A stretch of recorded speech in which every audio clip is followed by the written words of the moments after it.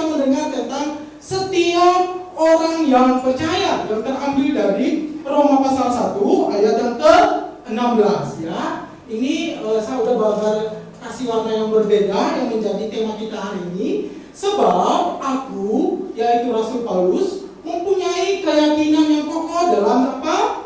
Injil. Alasannya apa sih? Yaitu karena Injil adalah kekuatan Allah yang menyelamatkan gitu. Setiap orang yang percaya, pertama-tama orang Yahudi, tetapi juga orang Yunani. Kita akan baca lagi dalam satu versi bahasa Inggris, namun aku sudah terjemahin ya. Saya akan bacakan. Aku tidak malu untuk memberitakan kabar baik kepada orang lain. Allah menggunakan kabar baik itu untuk menunjukkan kuasanya yang besar. Dan ia menggunakannya untuk menyelamatkan semua orang yang percaya kepada siapa? Yesus Kristus. Pertama-tama Allah menyelamatkan semua orang Yahudi yang percaya. Dan ia juga menyelamatkan semua orang bukan Yahudi yang percaya. Nah teman-teman, kalau kita melihat ini adalah Rasul Paulus bilang bahwa aku itu gak malu untuk menceritakan tentang kabar baik. Aku itu gak malu untuk menceritakan tentang Injil. Aku itu gak malu menceritakan tentang Yesus gitu.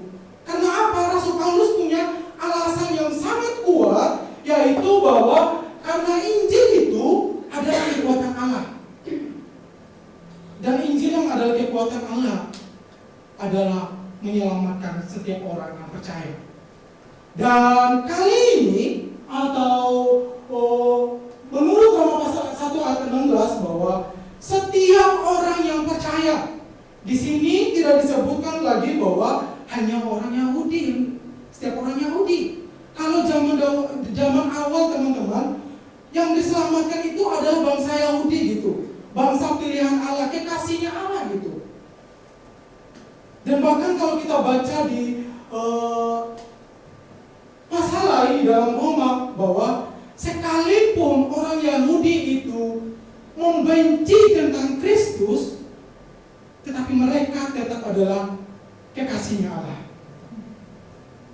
Dan mereka adalah orang yang terus dikasihi oleh Bapa, dan mereka akan tetap diselamatkan walaupun mereka memberontak.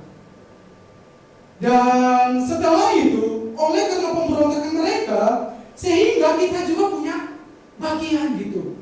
Dan bagian ini bukanlah sesuatu hal yang sisa. Dan bagian ini bukanlah sesuatu hal apa ya, yang kurang, terus yang orang bahasa sering berlebih gitu. Tetapi kita punya posisi yang sama gitu.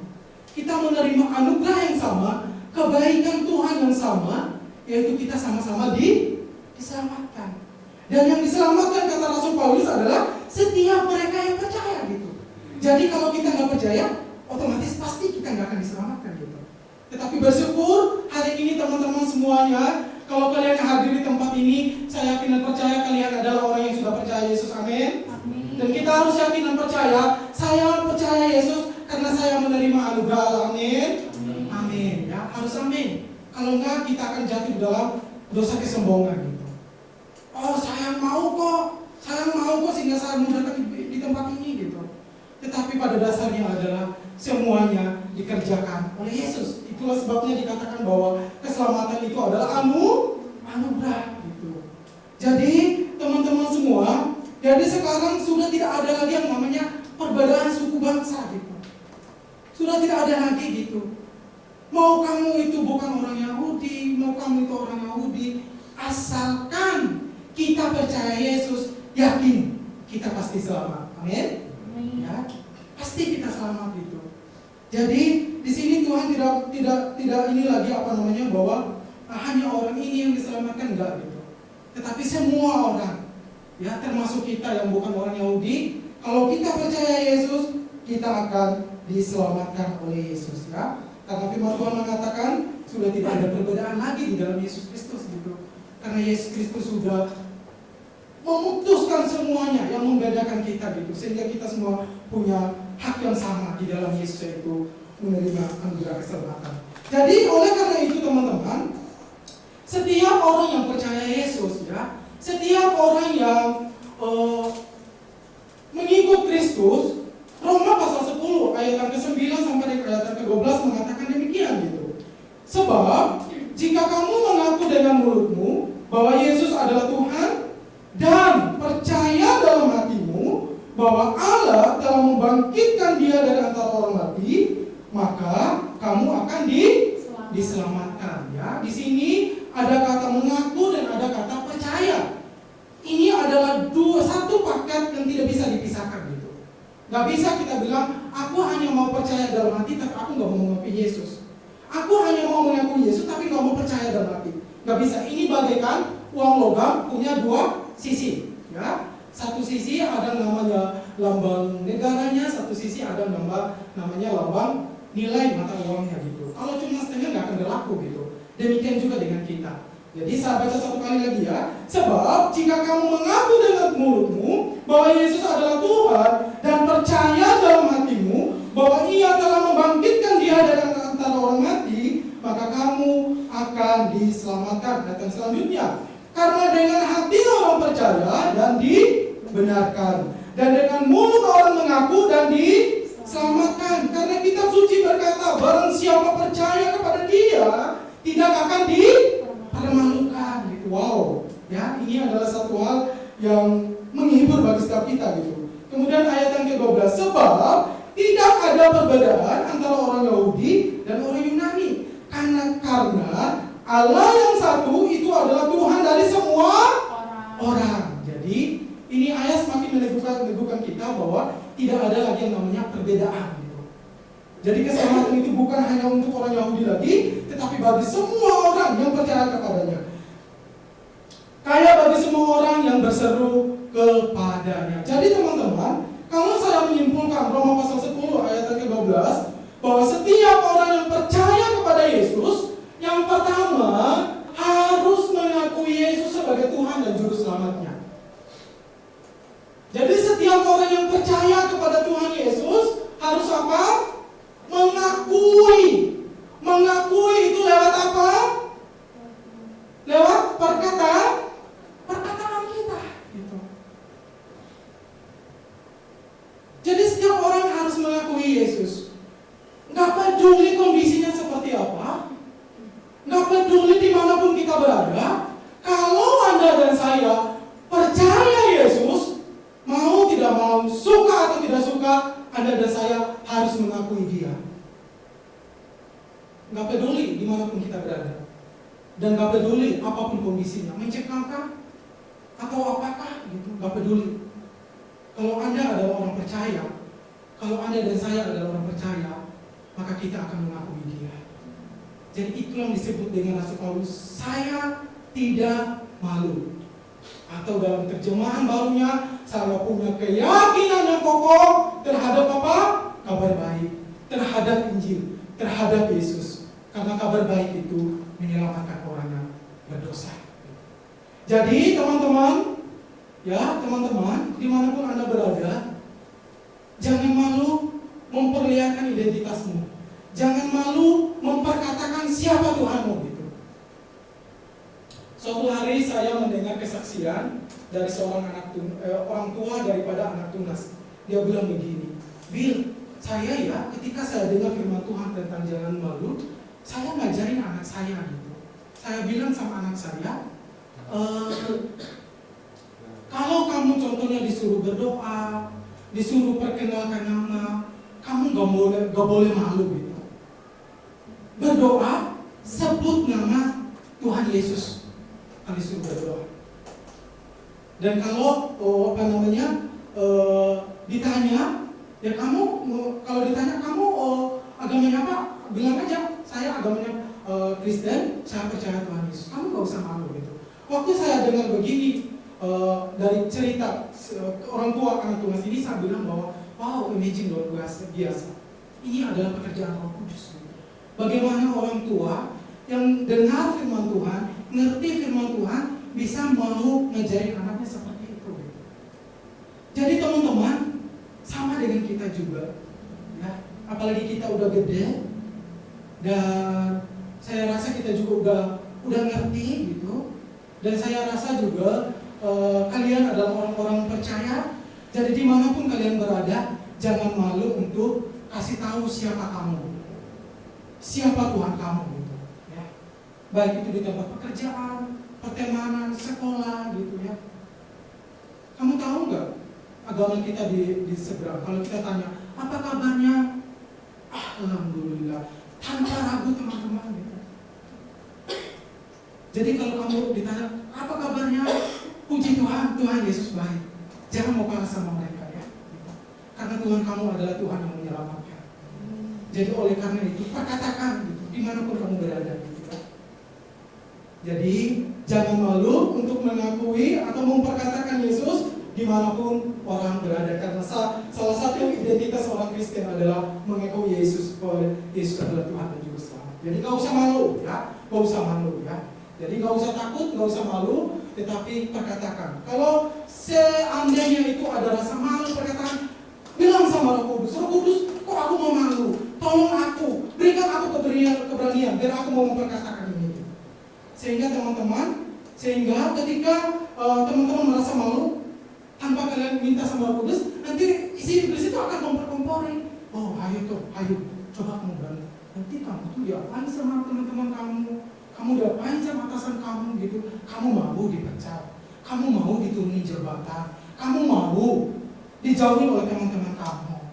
Nah, oleh karena itu, karena kita sudah punya namanya penolong, yaitu namanya the Holy Spirit. Kalau ketika teman-teman mau memperkatakan Yesus di depan orang dan ada perasaan malu, langsung tanya, kasih tahu dia, aku malu, tolong saya, karena saya harus memperkatakan Yesus di tempat ini. Dan saya yakin dan percaya Dia adalah Roh Kudus, Roh Penolong akan menolong kita dan akan memberikan kita keberanian, kemampuan untuk memperkatakan Yesus. Amin. Amin ya. Jadi setiap orang yang percaya kepada Yesus Kristus harus mengakui bahwa Tuhan ada, mengakui Yesus bahwa dengan mulutnya, tanpa malu, tanpa rasa takut, dimanapun dalam kondisi apapun ya. Itu yang pertama. Yang kedua adalah harus mempercayai Yesus pakai hati, bukan pakai akal. Kalau makan bubur bisa bilang pakai hati ampal mas gitu. Dan saya adalah salah satu orang kalau makan bubur suka pakai hati ampal. Pertanyaannya apa disebut ampal? Jadi di sini saya pakai namanya perasaan atau logika. Jadi percaya Yesus itu jangan pakai perasaan, jangan pakai logika kita gitu. Tetapi percaya Yesus itu harus pakai yang namanya hati, ya. Hati gitu. Bahwa Allah telah membangkitkan dia dari antara orang mati. Gitu. Jadi inilah yang kita sebagai orang Kristen yang percaya kepada Yesus, bahwa buktinya kita adalah orang percaya, yaitu mempercayai Yesus dengan pakai hatinya, dengan segenap hati, ya. Bukan setengah hati, bukan 99% hati, 1%-nya hati, 1%-nya perasaan atau logika, no. Jadi kalau kita mempercayai Yesus, harus mempercayainya pakai hati atau segenap hati, bukan pakai perasaan atau pakai logika. Jadi itulah sebagai tanda bahwa kita itu adalah orang percaya, bahwa kamu itu benar-benar percaya gitu. Kalau teman-teman melibatkan perasaan, maka di dalam perjalanan iman kekristenan pasti kita akan terus dihantui yang namanya ketakutan, kecemasan, kekhawatiran gitu. Oleh karena itu teman-teman, jangan pakai perasaan, karena perasaan suka membohongi. Rasa-rasanya sih, sepertinya sih, sampai Tuhan Yesus datang ke 20 itu, si. Jadi oleh karena itu, mari teman-teman kita belajar bersama-sama, bersama dengan pertolongan Tuhan. Saya yakin dan percaya, kita akan bisa. Amin. Amin ya. Kemudian yang ketiga adalah setiap orang percaya kepada Yesus tidak akan pernah dipermalukan, atau di dalam terjemahan lain tidak akan pernah dikecewakan, atau tidak akan pernah dibuat menyesal. Wow, teman-teman, ini adalah jaminan buat kita. Jadi setiap orang yang percaya itu tidak akan pernah dipermalukan oleh Tuhan, tidak akan pernah kita dibuat kecewa, tidak akan pernah dibuat kita itu menjadi menyesal. Aduh, salah pilih, aduh, salah percaya Yesus gitu, aduh, salah mempercayai gitu. Enggak. Anda dan saya mau menetapkan hati, menerima Yesus dan percaya Yesus sebagai Tuhan dan Juru Selamat, Anda tidak akan pernah dipermalukan. Anda tidak akan pernah dibuat kecewa. Anda tidak akan pernah dibuat menyesal. Ini kata firman Tuhan, bukan kata saya. Jadi oleh karena itu teman-teman, jangan malu menjadi orang Kristen. Karena sebegitu hebatnya Tuhan kita. Dunia, kalau kalian lihat di luar sana gitu ya, bahwa dunia itu sungguh mengecewakan, sungguh membuat kita itu apa? Malu gitu. Bahkan dunia itu sungguh membuat kita apa? Menyesal gitu. Tetapi the good news, kabar baik, yaitu Tuhan Yesus tidak pernah membuat kita malu, menyesal, dan kecewa ketika kita menjadi pengikut Dia. Ya, karena di dalam Dia adalah kebenaran, dan di dalam Dia adalah sebuah kepastian hidup bagi kita. Di dunia tidak bisa memberikan kita kepastian, dunia tidak bisa memberikan kita yang namanya harapan, ya. Tetapi Yesus sanggup memberikan itu semua. Oleh karena itu, Anda menjadi orang Kristen, Anda tidak rugi. Anda menjadi orang percaya Yesus, Anda tidak rugi. Melainkan kita diuntungkan oleh Yesus, ya. Melainkan kita beruntung oleh Yesus, ya. Jadi mari kita sebagai orang percaya, kita terus percaya kepada Yesus apapun yang terjadi. Karena di dalam Yesus itu selalu ada namanya pengharapan. Kemudian yang terakhir, ya, setiap orang yang percaya pasti, ya, ini yang kamu harus ingat, pasti diselamatkan. Terlepas apapun suku bangsa kamu, baik kamu itu Yahudi atau bukan Yahudi, atau apapun ras kamu, warna kulit kamu, miskin atau kaya, pasti kamu selamat kalau kamu percaya Yesus. Ini adalah jaminan yang tidak pernah terbatalkan dan tidak akan pernah hilang. Jadi setiap orang yang percaya Yesus pasti apa? Selamat. Pasti kita selamat. Karena Yesus yang menyelamatkan kita, Dia juga yang akan memimpin kita, menyertai kita sampai kepada kesempurnaan. Sampai kita berjumpa dengan Yesus ketika Dia datang yang kedua kali gitu. Terlepas teman-teman mau jatuh bangun, ya, di dalam kehidupan sehari-hari, ya, itu adalah proses untuk terus menerus itu kita akan terus diperbaharui. Jadi jangan lihat apa menjadi kenyataan di setiap hari yang kita alami gitu. Entah kita itu masih gagal di dalam melakukan kebenaran, entah kita itu masih terus melakukan yang namanya dosa, kesalahan gitu, ya. Jangan terpaku pada itu. Dan jangan sampai mengatakan bahwa waduh, hanya saya keselamatan ini gagal dari Tuhan menyelamatkan saya. Enggak, karena Dia adalah Tuhan, ya. Ketika melakukan sesuatu, Dia tidak akan pernah menariknya, ya. Jadi oleh karena itu setiap orang percaya pasti bahwa kita itu diselamatkan oleh Yesus, ya. Bukan moga-moga, bukan mudah-mudahan gitu, ya. Untung-untung, bukan gitu. Tetapi adalah sebuah kepastian bahwa di dalam Yesus, tiap orang yang percaya kepada Yesus pasti diselamatkan. Amin. Ya, percaya ya teman-temannya gitu, ya. Jadi di dalam Yesus itu adalah jaminan yang paling luar biasa, ya. Jadi teman-teman, masih kita terus percaya kepada Yesus, ya. Ingat, setiap orang yang percaya kepada Yesus harus mengakui Yesus sebagai Tuhan dan Juru Selamatnya, harus mempercayainya pakai hati, bukan pakai logika perasaan bahwa Allah telah membangkitkan Dia dari antara orang mati. Tidak akan pernah dipermalukan, dibuat kecewa, dibuat menyesal. Pasti diselamatkan, terlepas apapun suku, bangsa, ras, warna kulit, miskin atau kaya, teman-teman. Jadi kita pasti itu akan diselamatkan. Sebab nama Yesus adalah nama yang apa? Menyelamatkan, ya. Nama Yesus adalah nama yang menyelamatkan. Jadi oleh karena itu mari kita percaya, ya, bahwa kita punya keyakinan bahwa di dalam Yesus itu ada namanya kita pasti diselamatkan karena namanya adalah nama yang menyelamatkan. Jadi oleh karena itu teman-teman, bahwa kabar baik Injil tentang Yesus yang menyelamatkan setiap orang yang percaya ini perlu bukan hanya untuk kita yang mendengar gitu.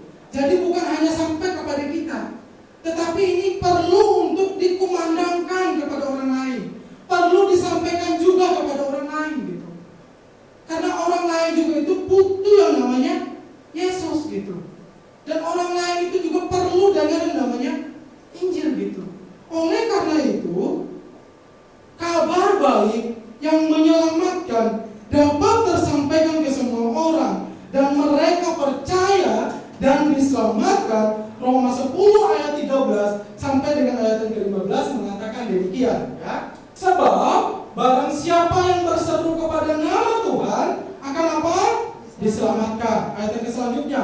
Tetapi bagaimana mereka berseru kepadanya jika mereka tidak percaya? Jadi sebelum berseru harus apa? Percaya dulu gitu kepada dia. Bagaimana mereka dapat percaya kepada dia jika mereka tidak apa? Mendengar tentang dia. Dan bagaimana mereka mendengar tentang dia jika tidak ada yang memberitakannya? Dan bagaimana mereka dapat memberitakannya jika mereka tidak diutus? Seperti ada tertulis, siap betapa indahnya kedatangan mereka yang membawa kabar baik. Teman-teman percaya nggak kalau kabar baik itu menyelamatkan setiap orang? Percaya? Amin? Amin gitu. Namun kabar baik itu perlu untuk didengar oleh semua orang gitu. Karena dari dia mendengar kepada firman Tuhan, maka ia akan bisa merespon firman Tuhan, kemudian dia itu menjadi percaya gitu. Jadi di sini saya menyimpulkan bahwa Roma pasal 10 ayat 13 sampai dengan ayat yang ke-15 adalah bahwa kabar baik menyelamatkan setiap orang percaya. Dan pertanyaannya, bagaimana agar kabar baik yang menyelamatkan dapat tersampaikan ke semua orang dan mereka boleh mendengar, kemudian mereka percaya dan kemudian mereka itu diselamatkan. Jadi oleh karena itu teman-teman, kabar baik itu yaitu Injil, yaitu Tuhan Yesus Kristus sudah tersedia. Yesus sudah datang ke dunia, sudah diutus oleh Bapa, udah mati buat kita semua untuk menyelamatkan kita gitu. Nah, sekarang adalah kabar baik ini perlu untuk didengar oleh orang. Agar kabar baik ini didengar oleh orang yang mungkin di pelosok sana, contohnya di Papua sana, di Kalimantan sana, di Sulawesi sana. Jadi perlu yang apa? Harus ada yang diutus. Atau harus perlu yang namanya pemberita firman Tuhan gitu. Perlu yang namanya penyampai Injil gitu, yang pergi ke sana untuk memberitakan orang-orang ke sana sehingga mereka itu bisa mendengarkan firman Tuhan. Dan yang diutus ini dia harus memberitakan tentang Yesus. Dan ketika dia memberitakan tentang Yesus, orang-orang boleh mendengar tentang Yesus. Inilah langkah-langkah bagaimana orang bisa menerima Yesus dan percaya Yesus. Ketika mereka mendengar, di sana kemudian orang itu bisa percaya kepada Yesus. Dan setelah dia percaya kepada Yesus, dia boleh namanya apa? Berseru kepada Yesus dan diselamatkan. Oh, nggak ada satu ya? Oh, hilang ya? Oh iya, ini berseru kepada Yesus dan diselamatkan. Kalau tadi urutannya itu di sini dulu, kemudian ini baru itu. Jadi saya balik gitu. Jadi utus, memberitakan, kemudian orang mendengar tentang Yesus, kemudian orang itu percaya kepada Yesus, dan kemudian orang percaya kepada Yesus itu bisa berseru kepada Yesus dan diselamatkan. Ini kata firman Tuhan. Jadi teman-teman, ini adalah kabar baik ini perlu sekali untuk ada orang yang menyampaikan firman Tuhan. Perlu sekali untuk orang mendengar firman Tuhan sehingga orang itu bisa menjadi percaya kepada Yesus. Karena tanpa dia mendengar, dia tidak akan bisa percaya. Karena Roma pasal 10 ayat 17 mengatakan, iman timbul dari mana? Pendengaran. Dan pendengaran oleh firman Kristus. Jadi ketika mereka mendengar firman Tuhan, mereka boleh memanggil Yesus dan mereka akan diselamatkan. Sebab nama Yesus adalah nama yang menyelamatkan. Ya. Jadi teman-teman, untuk pertanyaan yang perlu kita renungkan secara pribadi, nggak perlu dijawab di sini. Yang pertama adalah, apakah saya dan saudara rindu agar orang lain dapat mendengar kabar baik, kemudian mereka percaya dan diselamatkan?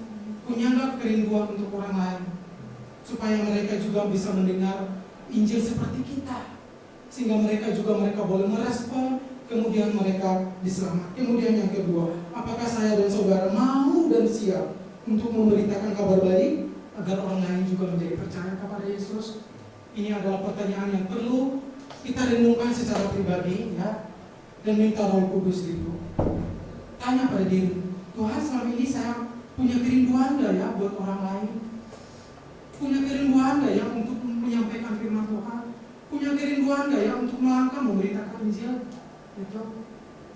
Karena Injil, teman-teman, perlu disampaikan, dan setiap orang perlu mendengar Injil. Karena dari situlah orang bisa menjadi percaya kepada Yesus. Jadi, mari kita belajar dari salah satu nabi yang sangat terkenal di dalam Perjanjian Lama, yaitu namanya Nabi Yesaya, ya. Yesaya pasal yang ke-6 ayat ke-8. Ini aku ambil versi firman Allah yang hidup. Saya udah baca semua terjemahan, tapi saya lebih suka ini. Firman Tuhan bilang begini, lalu aku mendengar Tuhan bertanya, siapakah yang akan kuutus membawa pesanku kepada umatku? Siapakah yang mau pergi untuk aku? Ini yang Yesaya lakukan. Yesaya nggak bilang, nggak tahu Tuhan, nggak tahu.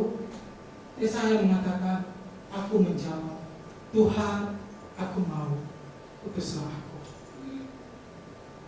Mari kita belajar seperti Yesaya.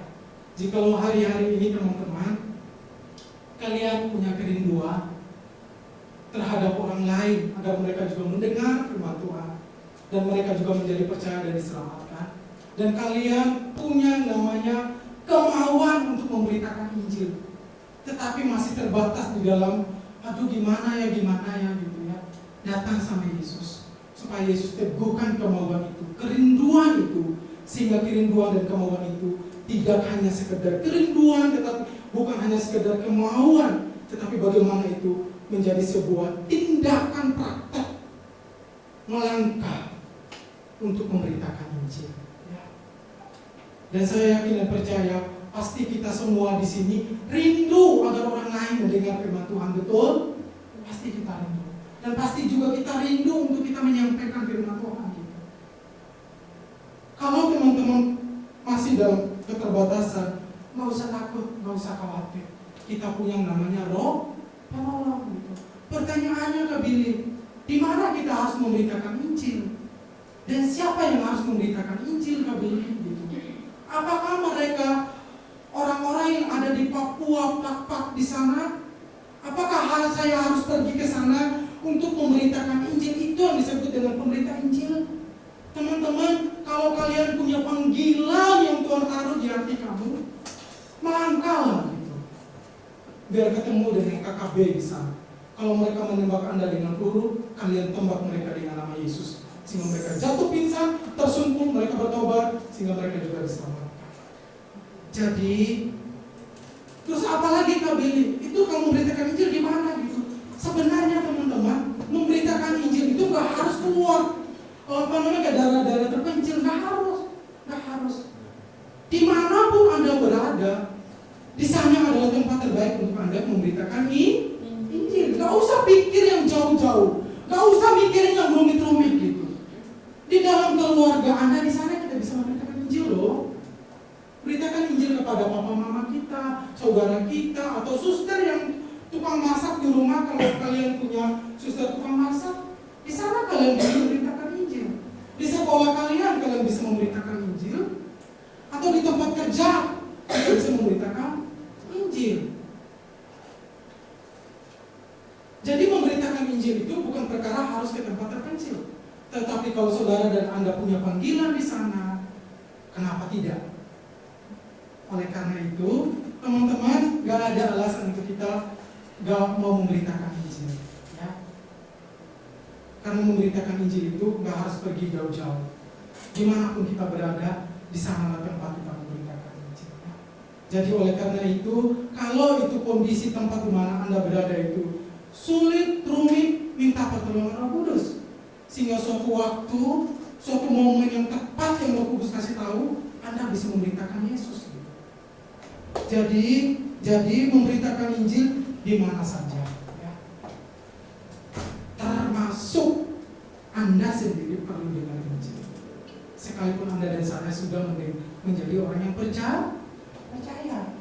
Karena hidup ini perlu yang namanya Injil. Hidup ini banyak masalahnya, tetapi bersama Yesus beres kabeh. Ya. Jadi semua orang perlu Injil, ya. Terlepas dia sudah mau percaya Yesus atau belum. Jadi semua orang itu perlu Injil. Dan setiap kita itu bisa menyampaikan Injil. Ya. Oleh karena itu, menjadi pengabar Injil bukan hanya tugas orang siapa? Pendeta, gembala, seorang sekolah teologi, seorang sekolah Alkitab. Asalkan Anda udah tahu kebenaran, udah kenal Yesus, Anda bisa menjadi pemberita Injil. Ya. Karena di dalam Alkitab tidak dituliskan syarat untuk menjadi pemberita Injil harus sampai S3, doktor, harus Alkitab sekolahnya. Gak ada itu. Asalkan kamu kenal Yesus, tahu kebenaran Yesus, Anda bisa menjadi pemberita Injil. Ya. Jadi teman-teman, mari kita sama-sama terus kenal Yesus, terus belajar kebenaran Yesus, sehingga kita menjadi seorang pemberita Injil. Cuma itu syaratnya kok. Kenal Yesus, tahu kebenarannya, terus kita akan menjadi pemberita Injil. Kenapa harus ada syarat itu, Kak Billy? Ya iyalah, kalau kamu gak kenal Yesus, kalau kamu gak tahu kebenaran, kamu mau ngomong apa? Gitu. Apa yang kita mau ceritakan? Mau ceritakan kehebatan kita? Apakah kehebatan kita itu menyelamatkan? Enggak. Jadi syaratnya memang ya harus tahu kebenaran, harus kenal Yesus. Ya. Oleh karena itu, kita punya penolong, gitu ya, yang bersedia ngajarin kita, gitu. Kalau kita baca ayat, kita nggak ngerti, datang sama dia, gitu. Tanya sama dia, Tuhan ini gimana? Gitu. Saya nggak ngerti ayat ini. Gitu. Kemudian Roh Kudus bilang, coba kamu tanya Ade, WhatsApp ya. Coba tanya Ade. Gitu. Kan cara Tuhan menolong kan seperti itu. Gak mungkin ujuk-ujuk Tuhan bilang, hey Sticky, dengerin ini maksud ayatnya. Kan kadang gitu kan? Gitu. Dan cara Tuhan untuk memberitakan dia melalui orang yang lebih ngerti atau orang yang apa ya? Contohnya koordinator kalian, gitu. Yang biasa selama ini membawakan firman Tuhan kan seperti itu gitu. Gak mungkin Tuhan langsung tiba-tiba nongol di depan kamu, ini ayat, ini maksudnya gitu. Enggak gitu. Jadi Roh Kudus menolong kita ya tidak lain dan tidak bukan melalui orang-orang yang ada di sekitar kita gitu. Jadi oleh karena itu, kalau kamu gak ngerti baca firman Tuhan ketika kamu saat teduh atau bingung mendengar khotbah seseorang, coba kamu tanya ke orang lain. Ini tadi saya dengar ini tapi saya gak ngerti. Ini maksudnya apa ya gitu. Seperti itu gitu. Jadi jangan diam-diamnya gitu. Jadi sehingga kita itu bisa ngerti, sehingga kita bisa menceritakan kepada orang lain. Ketika kamu kata, kamu tahu nggak? Tadi saya dengar firman Tuhan gini-gini loh, gitu. Gini-gini. Itu adalah Anda sedang memberitakan Injil. Gitu. Anda sedang menceritakan Yesus gitu. Dan setiap orang yang mendengar pasti mereka akan dikuatkan oleh Injil itu. Karena Injil itu adalah kekuatan Allah menyelamatkan setiap orang yang percaya kepadanya. Sehingga Roma pasal 10 ayat yang ke-15 bagian B di sana dikatakan, oh betapa indahnya kedatangan mereka yang membawa kabar baik. Wow teman-teman, menjadi pemberita Injil itu sungguh adalah sebuah keindahan loh. Ini kata firman Tuhan sungguh indah gitu. Kedatangan mereka yang datang menyampaikan firman Tuhan. Karena lewat mereka Tuhan pakai mereka sehingga jiwa-jiwa yang tidak mendengar Injil, mereka boleh mendengar Injil sehingga mereka menjadi percaya dan mereka juga menjadi diselamatkan ya. Jadi yuk sama-sama ya, supaya Tuhan Yesus cepat datang yang kedua kali, Injil ini harus diberitakan semua dan semua orang itu harus dengar Injil gitu. Karena kalau semua orang belum mendengar Injil, Yesus belum datang gitu. Sudah bosan teman-teman hidup di dalam dunia penuh dengan kemunafikan gitu, penuh dengan apa? Kefanahannya gitu. Yuk kita sama-sama memberitakan Injil ya. Jangan tunggu pendeta dulu ya. Jangan tunggu orang yang sekolah kita dulu. Kalau tunggu mereka sampai kapan gitu. Injil itu sampai ke pegunungan Fak-Fak di sana gitu. Ke Timika sana, ke Papua Nugini sana sampai kapan gitu. Ayo kita bergerak semuanya. Tetapi sebelum kita bergerak, ayo sama-sama kita kenal Yesus, belajar firman Tuhan, belajar kebenarannya, sehingga kita punya modal untuk kita bisa berangkat. Soal untuk tantangan yang ada di luar sana, gak usah takut. Kita punya Yesus adalah Yesus yang hebat. Dia adalah pembela kita, dia akan menolong kita sehingga kita boleh menyampaikan Injil dan orang di luar sana boleh diselamatkan. Karena janji Yesus atau pesan Yesus atau amanat agung Tuhan Yesus kepada para murid-muridnya adalah pergilah beritakanlah Injil kepada seluruh bangsa. Dan hari ini saudara juga adalah murid Yesus, betul? Ya, kita semua pengikut Yesus adalah murid Yesus. Jadi tugas untuk memberitakan Injil adalah tugas kita semua, ya. Bukan hanya tugas saya yang berkhotbah di depan ini, bukan hanya tugas Om Lukas atau Ea yang sering berkhotbah di sini juga, tetapi tugas kalian semua. Ya. Amin. Jadi mari belajar seperti Yesaya. Ya. Sehingga summary yang pertama, adalah setiap orang yang percaya kepada Yesus pasti selamat. Ya. Amin. Nah, sebab apa Theo? Sebab nama Yesus adalah nama yang dapat menyelamatkan. Ya. Nama Yesus adalah nama yang menyelamatkan buat kita. Jadi kamu gak akan menjadi kecewa, kamu gak akan menjadi menyesal, kamu gak akan dipermalukan ketika kamu menjadi pengikut Yesus. Kemudian ketika setiap orang percaya kepada Yesus, harus apa? Mengakui Yesus, mempercayai pakai hati, bukan amplang. Ya. Amplang itu hanya ada di tukang bubur. Ya. Jadi mengakui Yesus pakai mulut dan percaya pakai hati. Ini satu paket, gak bisa dipisah. Ya. Jangan bilang kali saya cuma mau percaya pakai hati aja, tapi saya nggak mau mengakui Yesus di depan di luar sana gitu, nggak bisa gitu. Atau saya cuma mau mengakui Dia, tapi saya nggak mau percaya Dia dalam hati, nggak bisa gitu. Ini satu paket yang nggak bisa dipisahkan. Oke, jangan bikin kebenaran sendiri ya. Oke, kemudian yang berikutnya, terus kenal Yesus melalui firman-Nya dan melalui pertolongan Roh Kudus. Dengan demikian kita akan berani dan tidak malu memperkatakan Yesus. Ya. Dan yang terakhir adalah katakan, aku mau Tuhan, utuslah aku untuk memberitakan Injil-Mu. Wow, sungguh luar biasa. Karena Roma 10 ayat ke-15 bagian B di sana dikatakan betapa indahnya kedatangan mereka yang memberitakan Injil atau kabar baik. Ya. Ubur-ubur ikan lele. The good news sungguh luar biasa, Le. Dan yang terakhir, thank you Jesus for the good news for me. Amen. Terima kasih Tuhan atas kabar baik-Mu untukku. Ya. Karena kabar baik-Nya adalah kabar baik yang sungguh indah, sungguh luar biasa, menyenangkan dan memuaskan setiap jiwa yang haus. Ya, dan bukan hanya memuaskan, tetapi juga menyelamatkan, ya.